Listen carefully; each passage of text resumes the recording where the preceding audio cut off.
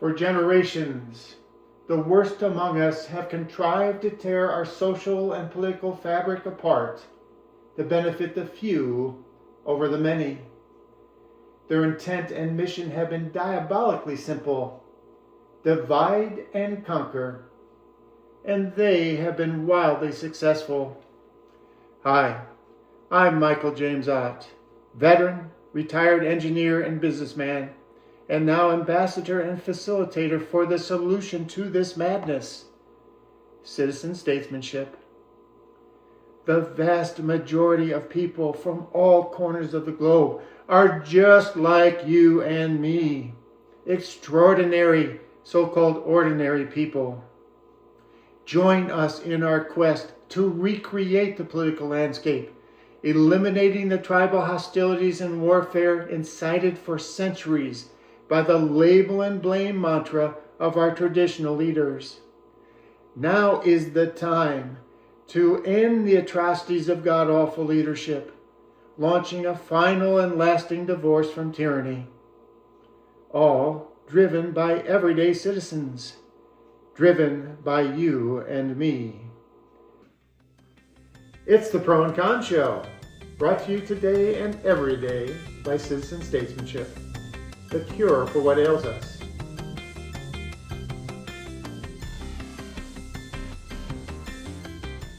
Welcome to the Pro and Con Show. I'm Michael James Ott. And I'm David Smith. We're the co-hosts for this show. Awesome, David. Great to have you here. It's great to be here with you. It's great to be with you, Michael. Well, who we are is much less important than what we talk about here today, and we have a great show. It's a great show. It's a topic that we're going to have to be a little careful with because people have a lot of, some people have a lot of strong emotions about it. But today's topic is let's talk about God. Let's talk about God. And I wanted just to start out by telling some stories about, I had some recent experiences. I was campaigning for an independent candidate for county council here. Okay, and that was in Spartanburg. In Spartanburg County here in South Carolina. And so I was going around, to the doors, and I was delivering her materials and stuff like that. And I had people, on occasion, they would stop me and they would say, so what does your candidate believe?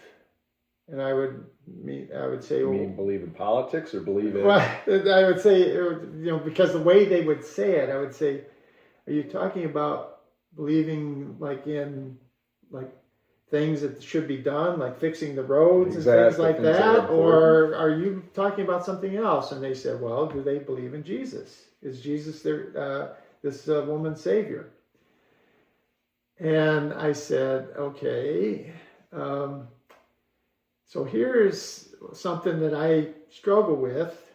And so, because which Jesus, and listen through this, okay, folks, that you're listening or watching,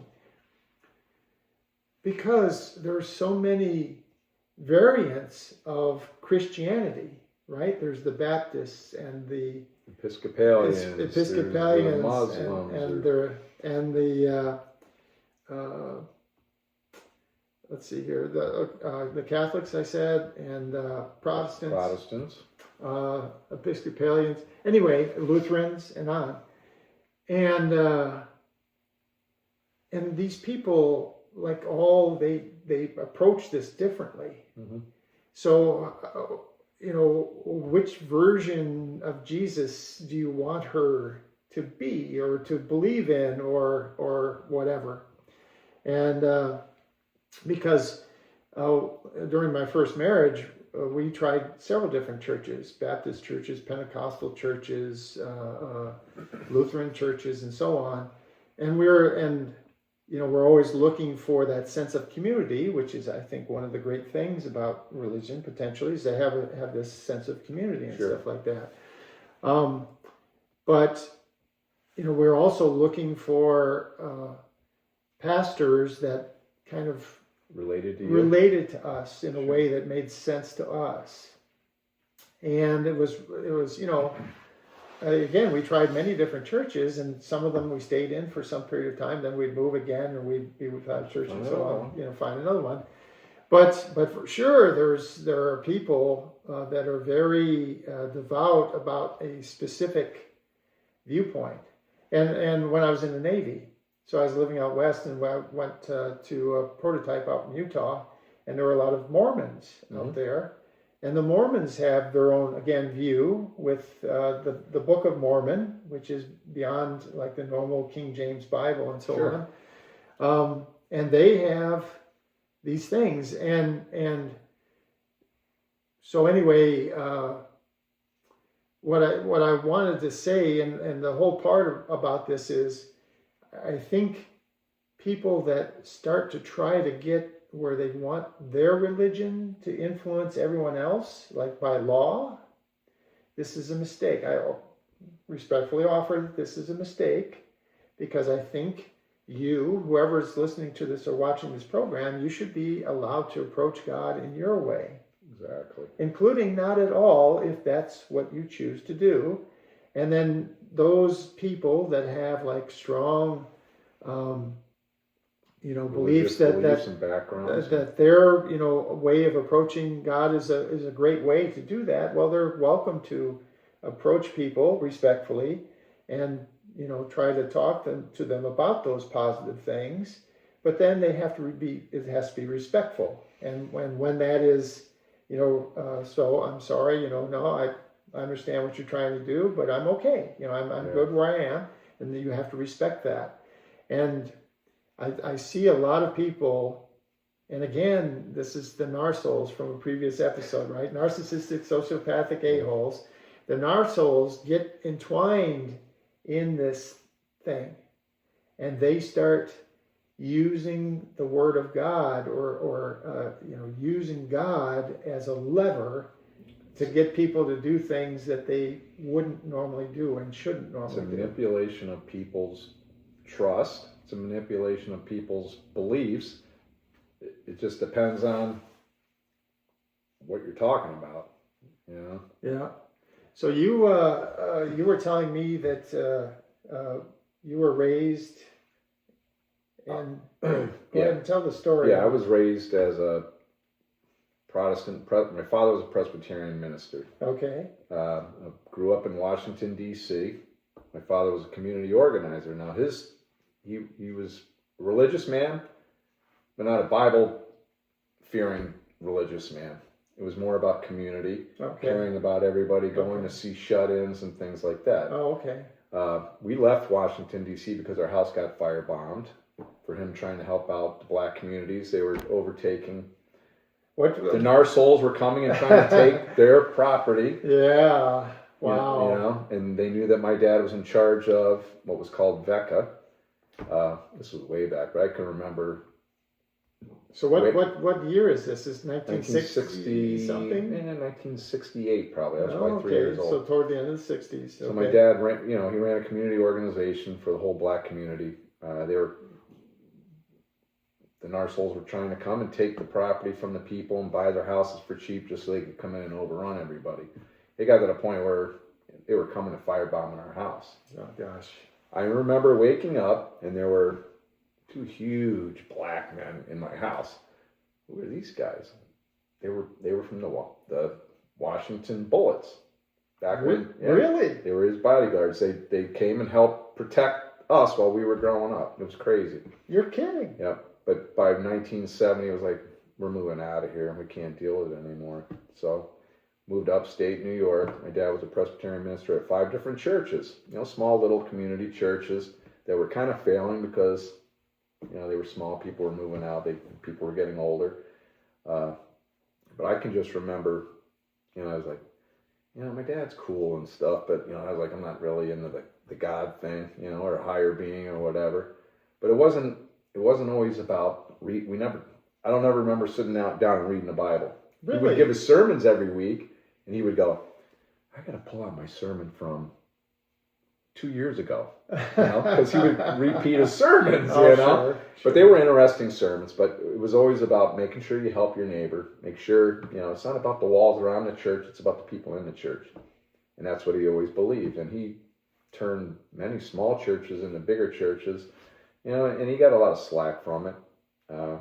But it was always about community help, outreach, help the people that need help, the needy, just anybody that needed help. He didn't care what religion you were. I can remember Vietnamese family coming, and it was after the Vietnam War. This family moved in, and my dad's like, "We're gonna go help them out," And we went over, and they invited us over for dinner. There was probably 12 of them, 2 parents, a grandmother, grandfather, and all the kids. People are like, "Why are you helping them out? They're they're from Vietnam." Well, they're in the U.S. now, But I can remember sitting down and having an excellent meal. And throughout the years, they kept in touch. And every one of those children grew up to either be a lawyer, a doctor, or something bigger than we could ever. Various professionals. Yeah, exactly. So I always just remembered that. And, it wasn't about the religion. It was, because to him it was always, the Bible are stories. Are those stories correct? We don't know. And most of them probably are just fed down from generations, and they change as they go through generations. Those stories. Mm-hmm. Yeah, they're stories, and it's good to tell those stories because there's some principles behind them. It was always about community, helping out your neighbor, and it was everybody together. Yeah. And that's really, like I was saying a little bit earlier, I mean, this is the very positive thing about so many things, right? So this is, so we talk right now about religion and being part of a church is being part of a community, but you can also, there's parallels like just being part of your community where you live, right? Yeah. Your neighborhood or the city where you live or the state where you live, mm-hmm. or right? Or you go to a school and, like I went to the University of Illinois, and so you had these rivalries with the sports teams and stuff like that with other, college campuses, but it's sportsmanship and games and contests for fun. Yeah. And it's not a life and death thing. And it's not, and there would never be, like, sorry, like I grew up in Illinois and the people from Missouri literally have a border with us, and we wouldn't go, well, you're from Missouri, so, I guess we're going to shoot you if you come over the border or stuff like that. And this is one of the things with religion is, unfortunately, you get people, because this is what happens. There's roughly 1 in 50 of us, roughly, that are these self-absorbed people that, want to manipulate the rest for their own benefit. And they don't care about the people that they hurt. They really don't. What's the definition for those people? Narsoles. Narsoles. Exactly.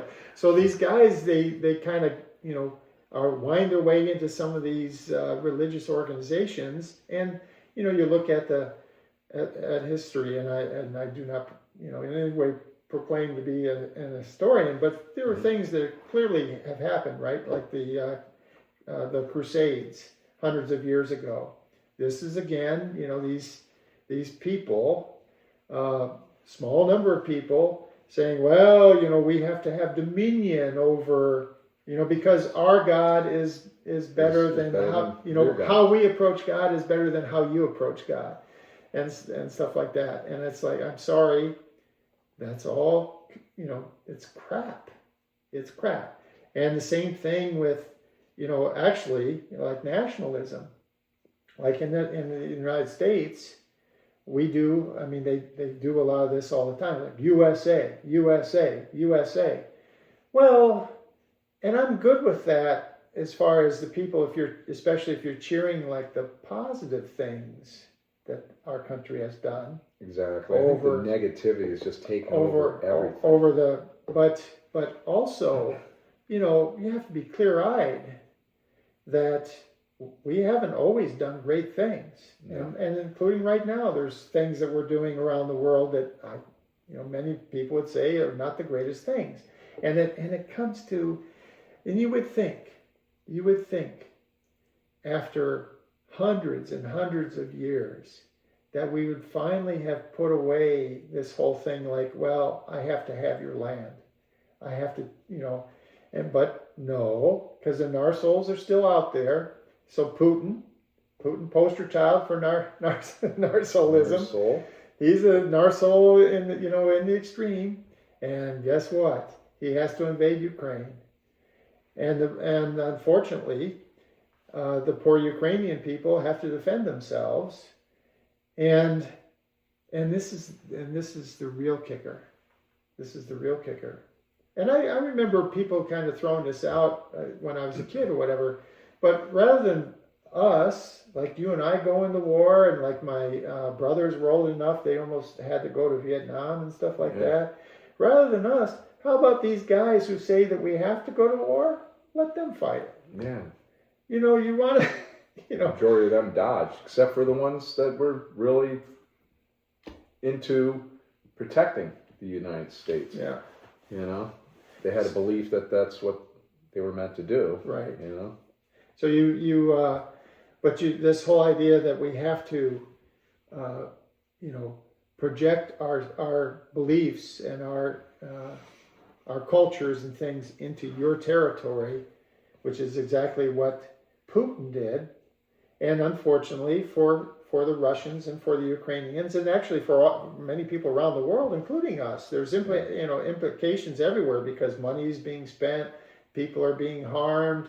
There's people that have to leave, so you have people migrating out of the area, and those people have to be cared for in all the areas around the world, including some of them have come here to the United States. Yeah. And on and on and on and on and on, and it's because you've got a Narsole that has decided to do this, and he's influenced the people in his country sufficiently that they're following this. And the Narsoles, as it said, one of the traits in one of the previous shows is they like to stay together. They're important. They stay together. Well, one of the things that they do then is they also coordinate some of this stuff. So in Russia, there's the oligarchs. And so they have made plenty of wealth and influence by the fact that they are propping up this guy named Vladimir Putin. And throughout history, there's Genghis Khan and Napoleon, and it just goes on and on and on and on and on and on and on. All these people that have wealth, control, manipulation. And if you look at most of the wars that we've had, they're not in our country. Right. They're somewhere else. Right. Because we're trying to promote that we're doing this for those people. Right. We're not doing it for those people. We're doing it to gain something. We're doing it to the Vietnam War. What did we end up doing? Nothing. Yeah. Turned into a disaster. Right. Any of the wars. Yeah.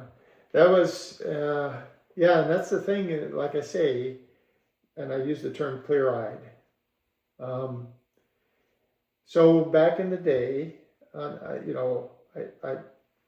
again, there's pros and cons. It's one of the reasons why we call it the Pro and Con Show.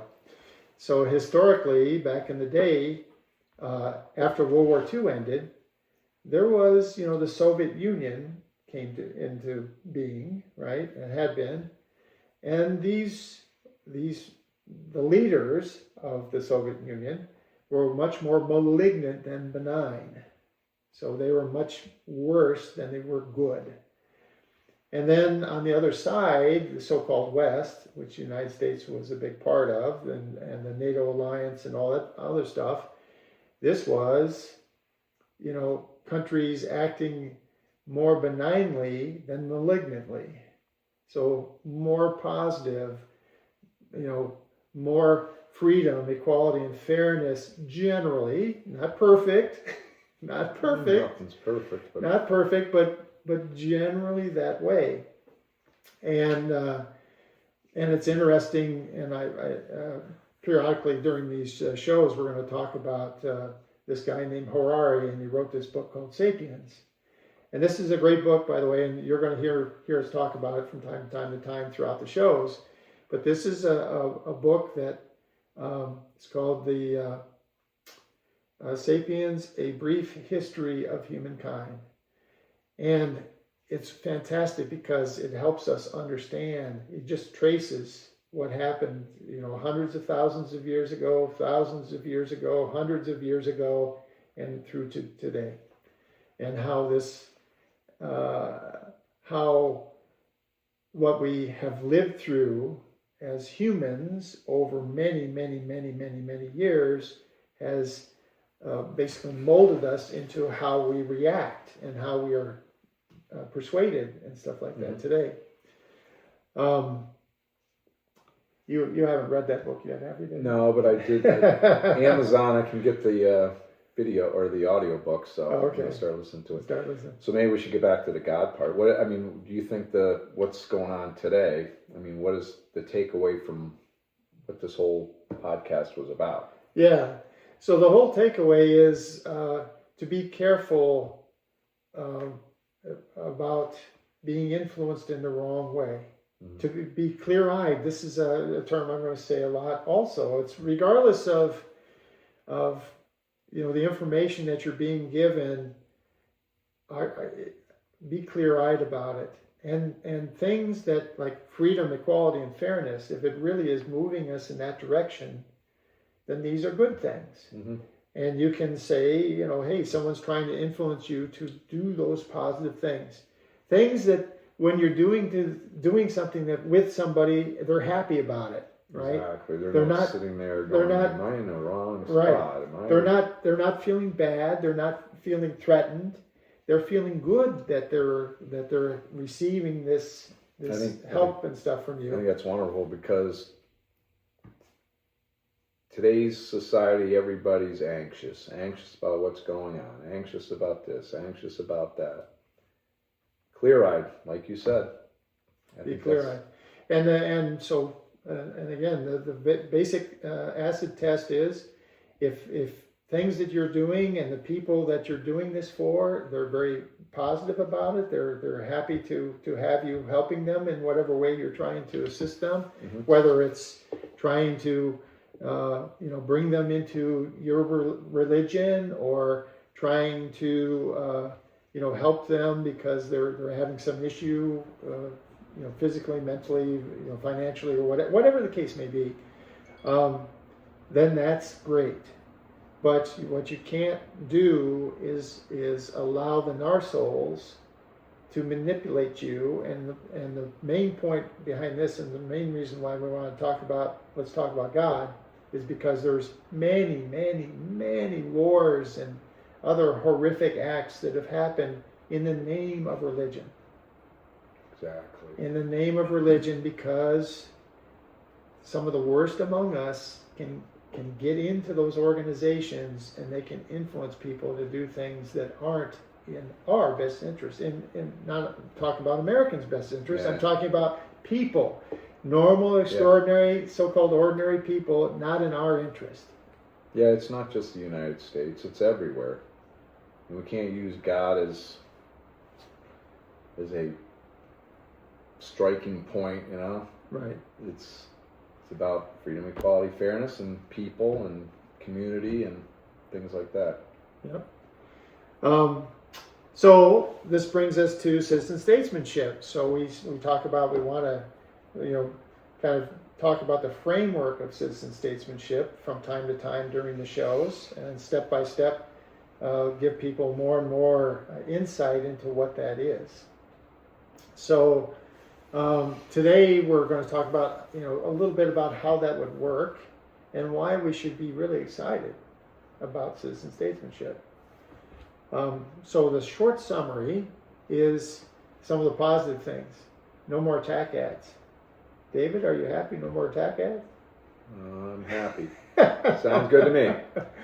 And there's no more stupid sparring political parties just for the sake of sparring, just for the sake of having power, just for the sake of, influencing and... The ultimate thing is it doesn't help the people. Right. It's not helping us at all.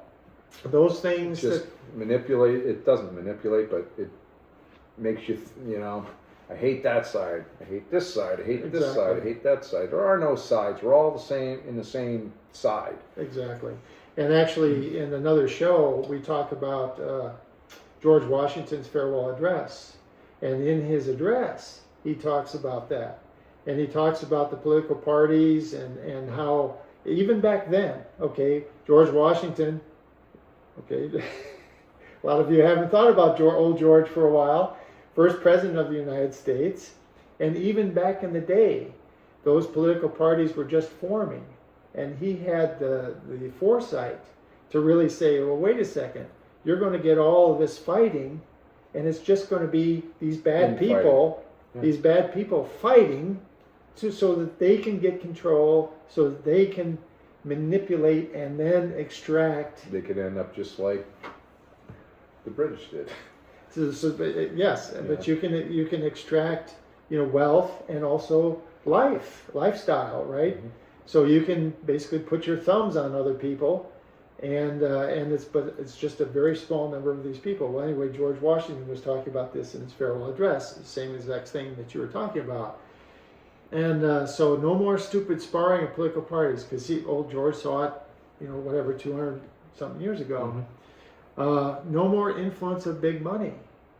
It's just going to be us. When you think about it, now we have social media, asking every email, asking for money. They didn't have social media. They had their friends, where did they get the money from? Here's a couple cows, and here's a case of some wine or bourbon or something, Oh, back in Georgia? Yeah. And no more re-election waste. So one of the things that just disturbs me no end, and I don't know, David, if you see this the same way, but somebody gets elected, at least here in the United States, and especially to one of the more prominent offices, right, a national office like House of Representatives or Senate or whatever, and now, and I've listened to countless interviews with these people. They do nothing but try to get reelected. They're not doing, what's in the best interests of average people. They're not even concerned about that. They're just totally like, okay. They spout promises, and then all they're really worrying about is their next election. Exactly. And how do I get enough influence, and how do I get enough media attention so that I can get reelected? That's all they care about. Yep. And it was so funny because I was telling my sister about this it was a few years ago, and she goes, look, this country is 250 years old. Why are they even full time? Why are because, and the reality is, the only reason why they're full time is they're constantly trying to get reelected. That's all they spend all their time on Capitol Hill, just fighting, to point fingers, point and label and blame so that they can try to get one extra vote compared to the other guy, so they can stay there, so they can keep getting the influence and the special knowledge, so they can buy stocks and whatever, investments and all the others. And they have all the inside info to buy those stocks. And those people are called narsoles. Yes. And so they're just continuously doing this stuff, right? So that's some of the reasons why we should be excited. Now, how would it work? Well, every election year, it's like jury duty. So in jury duty, you need 12 jurors, or 9, but typically 12, in a trial.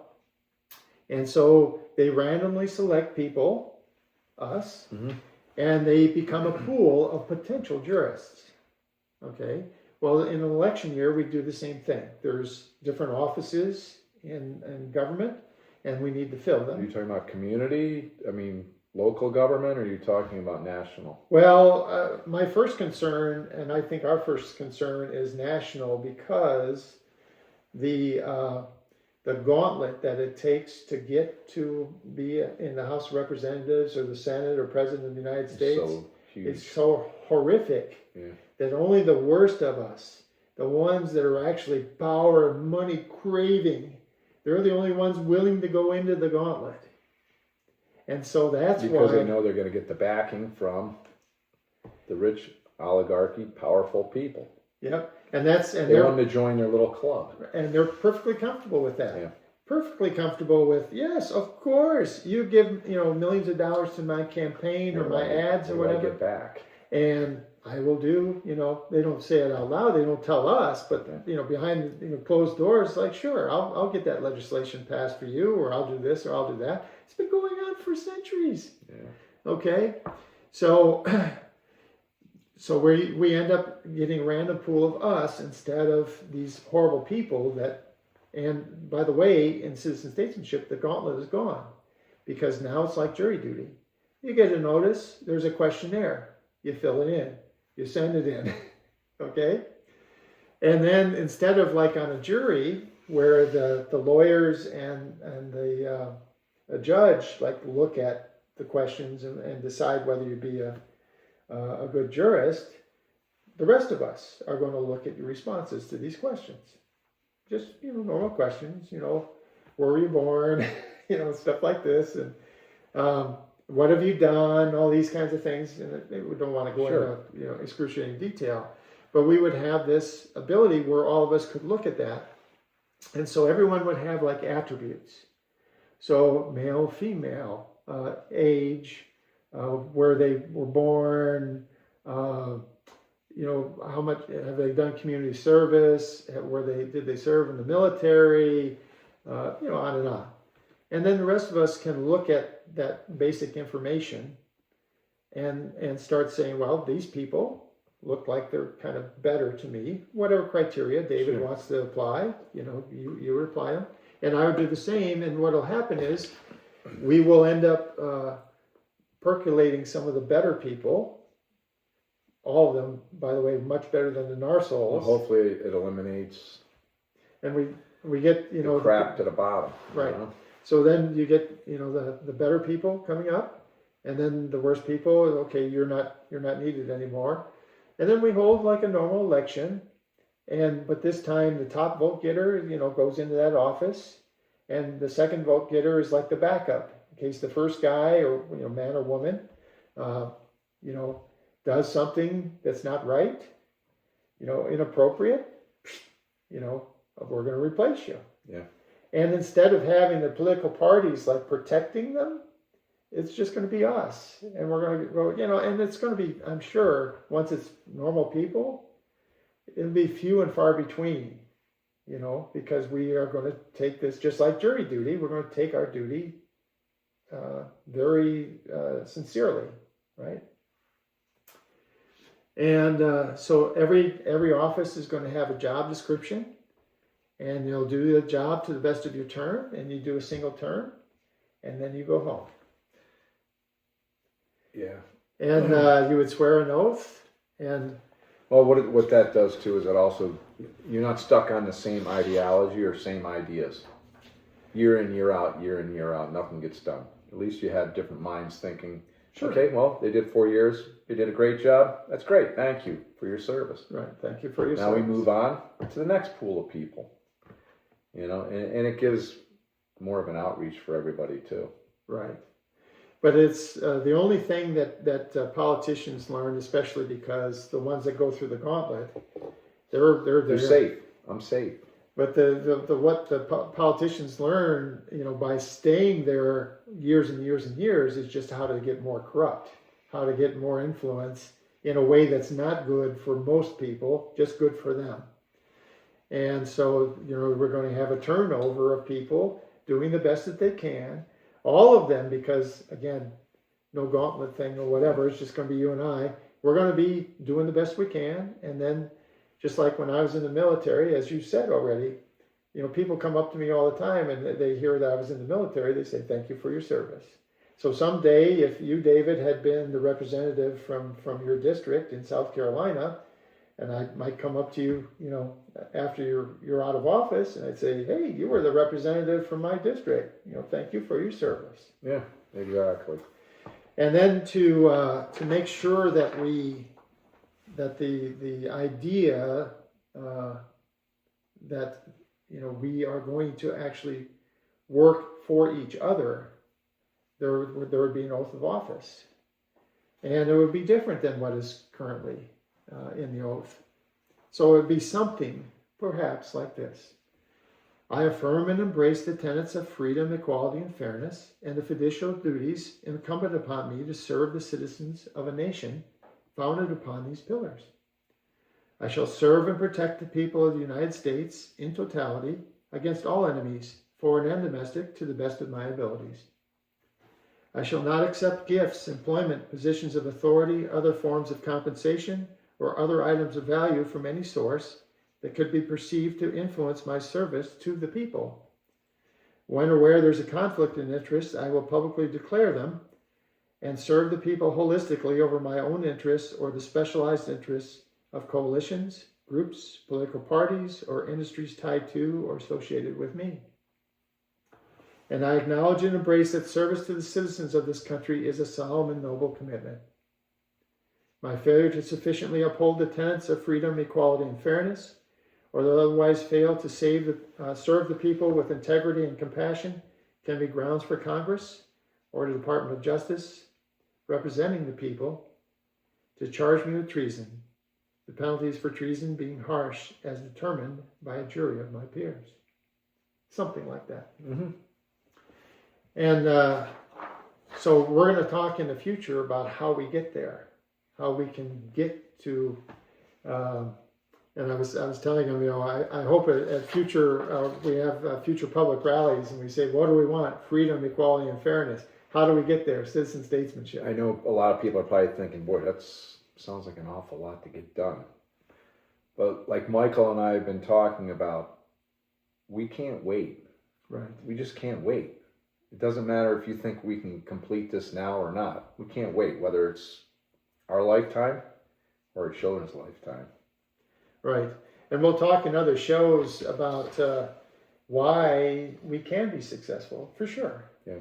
It's really for sure we can, and it all comes down to us, again, pushing away from these narsoles that are trying to divide and conquer. Mm-hmm. That's how they've done it all these years. They have divided and conquered, and we have to say, okay, we are done with this. We're no longer going to allow ourselves to be divided and conquered.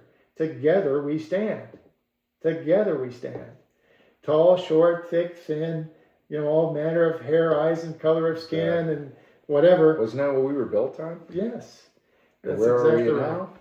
That's exactly Freedom, right. equality, and fairness. Freedom, equality, and fairness is what we want. And citizen statesmanship is going to be the way that we get there. Okay, so as we wind up the show, we'd like to point out that we are volunteers. Volunteers. We are volunteers. We are facilitators for a better tomorrow. And it's going to be a future featuring citizen statesmen and elected offices in our government. And it's going to be a far, far, far better future. Our next show is brimming with awesome sauce. It's called, What is the Real Law of the Land? That's going to be a good one. What is the real law of the land? Yes, sir. The Wild West show. Yeah, we're gonna have a real discussion. Yeah. So write into the show at freeequalfair@gmail.com with your comments and questions. And again, that's freeequalfair@gmail.com. So join us for the next show, won't you?